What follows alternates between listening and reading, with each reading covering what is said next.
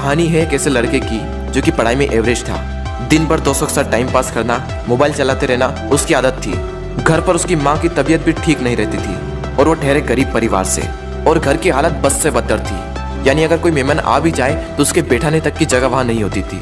एक बार उसका दोस्त उसे बुलाने के लिए आया कि चल कहीं चलते हैं। तो वो दोस्त पहली बार उसके घर पर आया था तो घर की हालत को देखकर दंग रह गया। तो उसने पूछा, क्या तू यहाँ पर रहता है? बोले, हाँ मैं यहाँ पर रहता हूँ। क्या ये तेरा घर है? बोला, हाँ ये मेरा घर है भाई। बोला, तू ऐसे हालातों में रहता है? बोला, हाँ मैं ऐसे हालातों में ही रहता हूँ। क्यों, क्या हुआ? थोड़ी देर तक तो उसका दोस्त चुप बैठा रहा, लेकिन फिर वो बोला, वाह वाह मेरे दोस्त वाह, तेरी घर की हालत बस से बदतर है। माँ घर पर बीमार पड़ी हुई है, पापा दिन रात काम करके थोड़ा सा पैसा जुटा पाते हैं और उससे घर खर्च चलाते हैं, और तू दिन भर मोबाइल चलाते रहता है, दिन भर दोस्तों के साथ टाइम पास करता है। तुझे अपने करियर की कोई चिंता नहीं और तेरे घर की हालत बस से बदतर हो चुकी है। तो एक बात बता, किसको धोखा दे रहा है? अपने आप को, अपने माँ बाप को, किसको धोखा दे रहा है? उसके दोस्तों ने कहा, तू चल मेरे साथ। वो बोला, कहाँ चलना है? नहीं तू चल मेरे साथ। तो उसका दोस्त उसे वहां ले गया जहाँ पर उसके पापा काम करते थे। उसके पापा एक फैक्ट्री में मजदूर थे। वो वहां पर बैठे हुए थे, पसीने से तरबतर होकर हालत बस से बदतर हो चुकी थी, शरीर में पेन हो रहा था, और उनके पास में उन्हीं की फैक्ट्री का एक मजदूर और बैठा था, और वो उनसे कुछ कह रहे थे। और वो कह रहे थे कि यार मेरी पत्नी घर पर बीमार है, इलाज कराने के लिए पैसे भी नहीं है, मैं दिन रात मेहनत करके सिर्फ 2 वक्त की रोटी जुटा पाता हूँ और उससे सिर्फ घर का खर्च चलता है और कहीं पैसा बच ही नहीं पाता। अभी तो बेटे के स्कूल की फीस भी भरनी है। यार इससे बेहतर तो मौत ही है। जिंदगी दुख का दूसरा नाम बन चुकी है। मैं तंग आ चुका हूँ इस जिंदगी से। अब तो सिर्फ मेरा बेटा ही मेरी आखिरी उम्मीद है। उसके पापा कह रहे थे कि देखना एक दिन मेरा बेटा इससे भी बड़ी फैक्ट्री का मालिक बनेगा। वो लड़का और उसका दोस्त दोनों उस चीज को देख रहे थे और पूरे गौर से सुन रहे थे। तभी उसके दोस्त ने कहा, देख देख कैसे जीते हैं तेरे पापा तेरे से कितनी उम्मीद लगाए बैठे हैं, देख जरा एक बार। लेकिन क्या तुझे लगता है कि इस तरह से तो उनकी उम्मीदों पर खरा उतर पाएगा? एक बार तो अपने पापा की हालत को देख कि कैसे जीते हैं, और एक बार तो अपनी हालत को देख कि तू कैसे जीता है। वो 2 कौड़ी का मोबाइल तेरे पापा से पढ़कर है, वो 2 कौड़ी की लड़कियां जो जिंदगी में सिर्फ कुछ पलों के लिए आती है और फिर चली जाती है, वो तेरे पापा से पढ़कर है।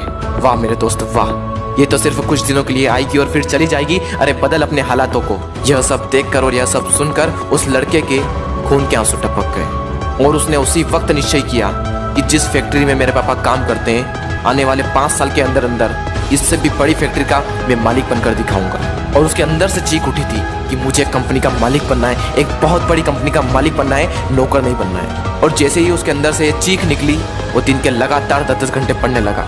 उसके दिमाग में सिर्फ एक ही लक्ष्य कि बहुत बड़ी कंपनी का मुझे मालिक बनना है, और उसके लिए मुझे क्या करना होगा? उसके लिए मुझे पढ़ना होगा, और मैं पढ़ूंगा।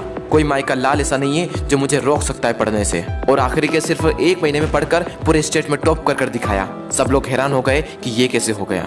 सबकी आंखें फटी की फटी रह गई। सब लोग तंग रह गए कि हाउ इज दिस पॉसिबल। जब उसका इंटरव्यू हुआ और उससे पूछा गया कि ये सब कैसे हुआ, तब उसने कहा कि मुझे जिंदगी में कुछ नहीं चाहिए, मुझे तो सिर्फ अपने पापा के सपनों को पूरा करना है। मेरे पापा का सपना है कि जिस फैक्ट्री में वो काम करते हैं उससे भी बड़ी फैक्ट्री का एक दिन में मालिक बनकर दिखाऊं। सिर्फ इसी सपने को लेकर मैं इतना पढ़ पाया और अपने प्रदेश में फर्स्ट आ पाया। दोस्तों हो सकता है कि आप इस कहानी की शुरुआती पार्ट को अपने आप से रिलेट कर पाओ। इंडिया में मैक्सिमम लोग या तो मिडिल क्लास फैमिली से बिलोंग करते हैं या फिर पुअर फैमिली से बिलोंग करते हैं। हर बच्चे के पापा बहुत ही संघर्ष करके उसे पढ़ाते हैं। हो सकता है आपके घर की भी यही हालत हो। उस कहानी में उस लड़के ने रियलिटी को एक्सेप्ट करा और अपने हालातों को बदल दिया।